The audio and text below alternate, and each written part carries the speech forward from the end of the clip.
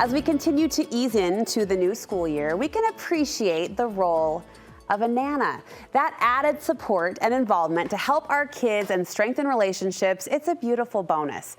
Michele Bettridge is here to share Grandma's rules for back to school, looping this all-important person into this all-important transition. Michele, it's great to see you. Good to see you too. We love when you're here, and we always hear from viewers, the Nanas, the Mimis, the grandmas who are so glad that you're pointing them toward what? A more meaningful path of grandparenting.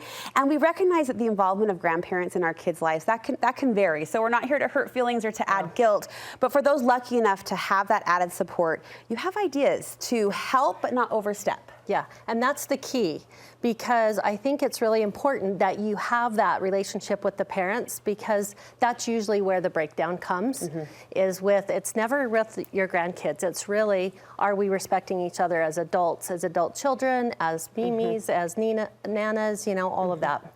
Can I just say, though, and I go back to this in my mind often, our parenting contributor, and I can say this as the mom currently in this stage, often, our parenting contributor, Heather Johnson, often reminds parents, like, you're the gatekeeper, keep the gate open. Like, this is important for the grandchildren, for the kids at play. So I appreciate that balance, but it goes both ways, right? It goes both ways. Most of the grandmas I talk to, or most people that I talk to, they have a mentor, a grandma that mentored them. Yeah.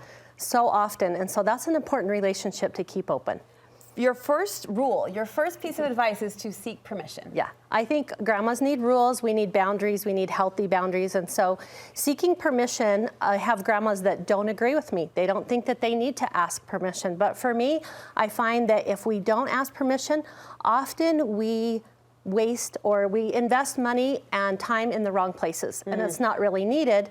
And then we wonder, like, why didn't they appreciate that? Like, where are the things that I bought? I don't ever see the things that I bought. But it's usually because they don't dare tell Nana no, or they don't want to hurt her feelings. So if we ask, if we say, what is needed, what is most wanted, how can I help best?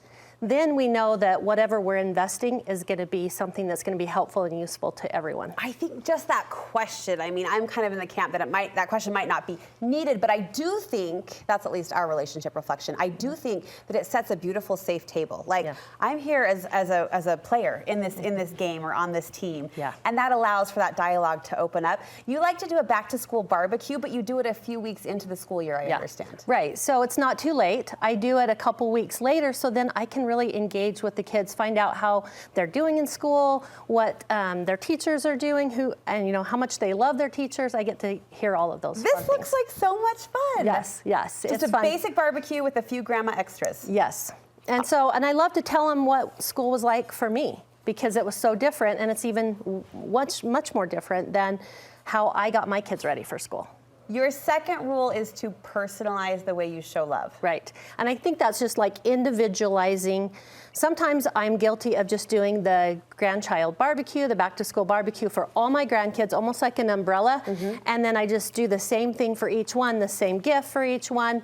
And I'm really going to try this year to individualize it so that they know that they're not just one of Nana's grandchildren. Like, I know them each individually, and I think that will deepen the relationship I have with each one of them. Oh, I love that. They're going to feel seen. It stretches you a little bit as the Nana. Even as the mom, I find myself looking at my kids like, oh, this kindergartner, I can't parent the way I did the last one. Like, it does require that customized approach. It does. Well, you've got some examples here in studio, ideas for some special parties that we could celebrate with Nana throughout the school year. Walk us through this table. Okay, I have a lot of different themes. I'll be sharing those with your viewers, but what I wanted to do is I find that sometimes I decorate and it's not quite for my 15-year-old. Yeah. It's more geared towards the other ones. So I've done 3 different ones that are kind of like elementary school, something more for like tweens, and then something more for like high school or college. Okay. And so, and the way that I personalized it is I use their names. I use the little Scrabble pieces for their names. How cute. I use pictures at their placemats, and then I'm looking at what they're into. So right now, what's really big is all these stickers on their Stanley cups or on their drink cups, which we didn't ever have those. We had drinking fountains, right? What happened to the drinking fountains? And I didn't know that you need stylists or headphones or all these things that, you know, my kids didn't need and I certainly didn't need. But the fact that you know now as the Nana and you're showing up with a sticker, they're like, oh, you get me, you see me, you know me. Yeah, you're seeing the trends, you know what's important to us right now. And then what did you do for the bigs? For the bigs, you can do like gift cards. Those are the things that I do mainly for the bigs, and I'm doing like change the world. So that's kind of where rule number 3 comes in, is to pick a platform that is important to you. So an example would be like bullying, which I talked to a junior high teacher and said, you have no idea how big of a deal that is. Yeah. So maybe I'm going to talk to them all throughout the year. We're going to read a book about bully beans for the grandkids, the littler ones.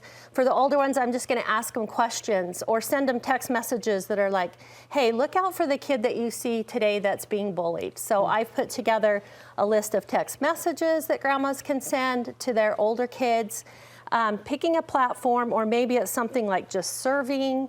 Another book I read to my grandkids often is Not Even Once. So that's teaching them about peer pressure to be able to speak up and say, nope, I'm not going to do that, not even once. So decide what message you want to impart this year, right, and drive it home in ways that meet them at their level. Yeah. You also have an interview sheet. Tell me about this. I do. I have an interview sheet. You can find them anywhere online, but I have an interview sheet, and I make them before they get their gift, because they don't always want to sit down and fill that out for me. They're done with the schoolwork, so they'll fill it out. It tells me a little bit about like what they want to be when they grow up and just things that are pertinent to them right now. Yeah. And then one of the fun things is to have them bring one of their new school outfits. Okay. You do a little fashion show. Oh, I love it. And then you read their interview sheet as they come out with all of the, aunts and uncles and stuff. So I thought that the older kids would not like it, but they get really into it. They strut the runway. And if you put music on, it's so fun. It is so fun. So they're willing to show off their threads. Do the kids say threads these days? We don't know. We don't know. They don't drink out of drinking fountains. We're not sure if they say threads.